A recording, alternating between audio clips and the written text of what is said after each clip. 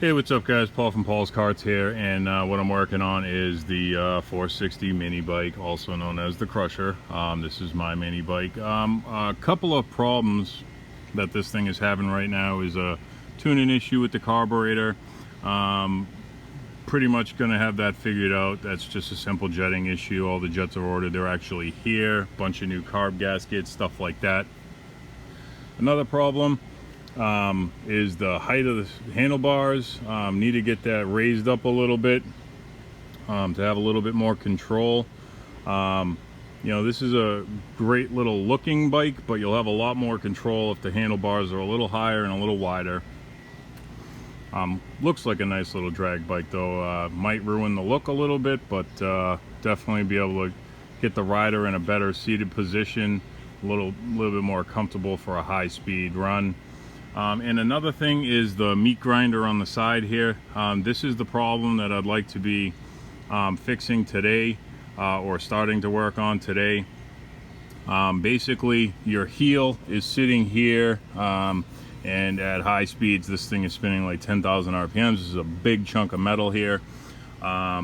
It's moving in and out and all of this stuff. It's got belts, I mean shoelaces, could get, they call them meat grinders for a reason. So I've started shaping a piece of metal here. This was just a piece of an old toolbox off of a work truck that I've been cutting up for random stuff. Had a small piece left, so I figured, hey, let's start cutting that up. Little piece of wood here that I'm using as a shim just to get it level. So this is what I've come up with so far for a shape. As you can see from this angle, your heel would no longer be able to contact the drive pulley. And a second feature that it will act as is if the chain snaps. I mean, without this, that chain has a clear path to just come up, bite you in the leg. With this on, it's a lot less likely. So it'll be kind of like a two birds with one stone. Just clearanced it here by the pipe. This will also keep some debris from going down into the belt, so from the belts to be slinging debris if the belt explodes. This will also protect the rider's leg from an exploded belt. These things at high speeds have a lot of pressure on them. Basically the entire load of the engine is being put through that belt. So you know, at 90 miles an hour, when this thing is on a tear, 0 to 60, you know, it gets right up there. So there's a lot of load being transitioned to that Kevlar belt. They are made out of Kevlar, extremely strong material, good at, you know, dispersing heat. But you know, with all the friction and the modifications we've done to these pulleys to get a lot to be able to lean on that converter, you're asking a lot more from that belt. So this little shield here is going to be doing a lot of work. Serving a great few purposes just on being on the bike. So for the couple of grams of material, maybe a pound overall, half a pound overall weight, definitely well worth it for the safety standard. So basically what this shield is going to be composed of is this piece here, and then probably going to cut down a little strip to be welded at like a 90-degree angle to this piece that's just like a little border right here to give the outside of it a little bit of rigidity. Still kind of flexible in this area. Putting on a little, you know, half-inch or inch strip around here will really, you know, strengthen that up. And then right in here, we're gonna have to put some type of, you know, 90-degree tabs. Maybe like one down here, one here, and one here, just to be able to put this onto and then screw down into those tabs, so this is then removable. Those tabs will be welded on, and then this will get screwed on into those tabs. So because I believe that when this is on, if I was to just say weld this on, I wouldn't be able to get the belt on. So if this was removable, that would be great just for servicing. So going to be working on this shield.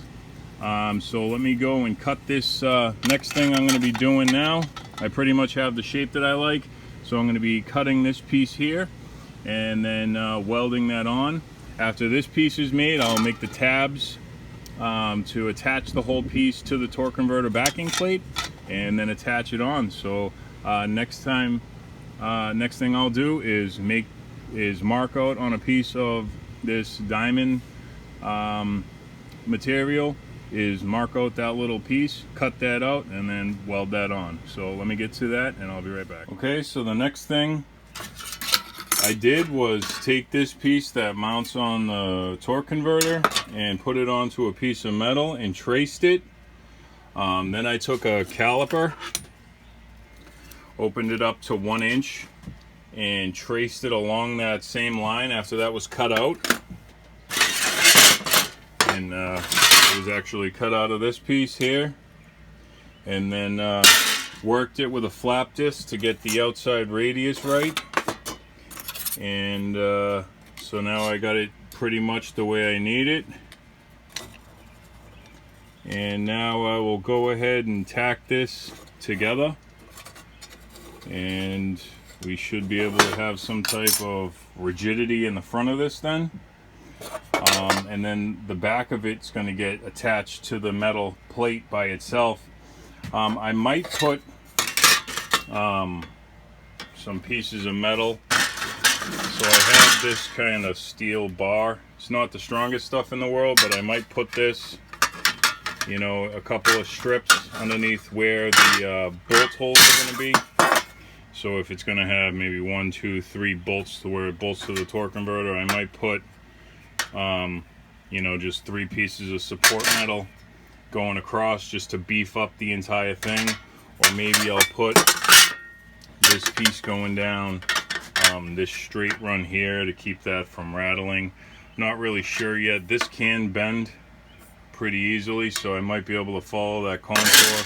Maybe I'll put it along this backside to strengthen this all up, so that way it'll have a thicker piece of metal going down here, so when I put the screws in it, might be a little bit heavier. But next thing I'm going to do is plug in the TIG welder and weld this on.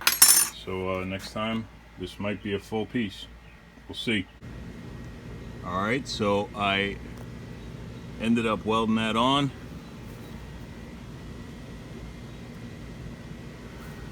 Still got to go around and clean it back up, but it's all welded on now. I had one blowout there in the middle. Pretty thin material.